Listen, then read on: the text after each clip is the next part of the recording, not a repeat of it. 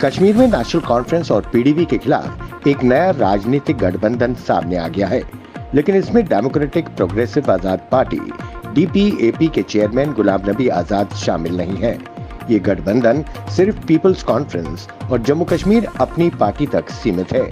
अपनी पार्टी ने बारामूला लोकसभा सीट पर पीपल्स कॉन्फ्रेंस के चेयरमैन सज्जाद गनी लोन को समर्थन देने का ऐलान किया है। इसके बदले में पीपल्स कॉन्फ्रेंस अनंतनाग, राजौरी और श्रीनगर सीट पर अपने प्रत्याशी नहीं उतारेगी और अपनी पार्टी के लिए प्रचार करेगी। पंजाब की सियासत में हॉट माने जाने वाली पटियाला सीट पर इस बार बदले सियासी समीकरणों के कारण चौकोना मुकाबला होने जा रहा है। कांग्रेस के गढ़ रही इस सीट से आम आदमी पार्टी ने अपने सेहत मंत्री डॉक्टर बलबीर सिंह, कांग्रेस ने पूर्व सांसद डॉक्टर धर्मवीर गांधी, भाजपा ने 4 बार की सांसद परनीत कौर और शिरोमणि अकाली दल ने एनके शर्मा को मैदान में उतारा है। देश भर में लोकसभा चुनाव की बयार चल रही है। पहले चरण के मतदान के बाद दूसरे चरण के मतदान की तैयारियां चल रही है।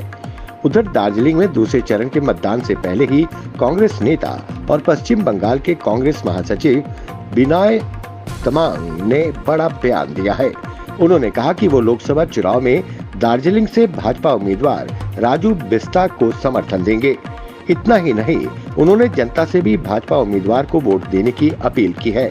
ये कांग्रेस के लिए बड़ा झटका माना जा रहा है। नेशनल कॉन्फ्रेंस सरकार में स्वास्थ्य मंत्री रहे पूर्व मंत्री गोविंद शर्मा का 94 वर्ष की आयु में निधन हो गया। उनकी अंतिम यात्रा में हजारों की संख्या में उनके चाहने वालों ने भावभीनी श्रद्धांजलि अर्पित की।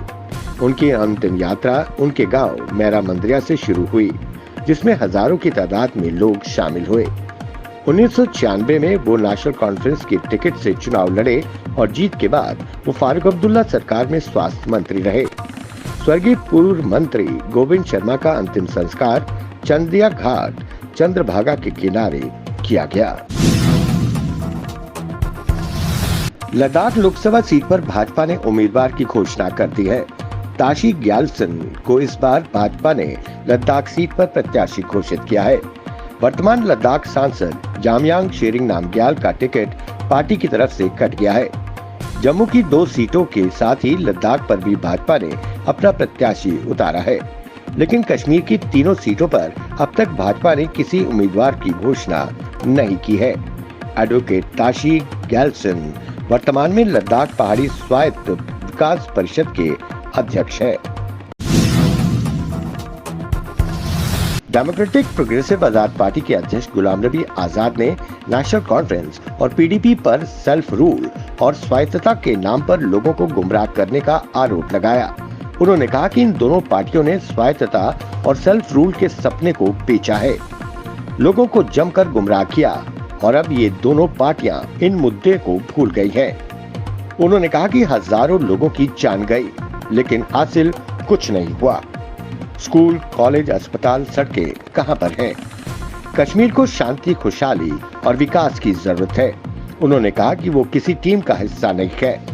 वहीं उन्होंने आमिर भट्ट का जिक्र करते हुए कहा कि चुनाव में युवा भविष्य का निर्माता है, हमें युवाओं के कंधे पर जिम्मेदारी डालनी है। नेशनल कॉन्फ्रेंस के अध्यक्ष फारूक अब्दुल्ला ने प्रधानमंत्री मोदी के संपत्ति के वितरण संबंधी टिप्पणी पर प्रतिक्रिया दी है। उन्होंने कहा कि प्रधानमंत्री की टिप्पणी पर उन्हें अफसोस है।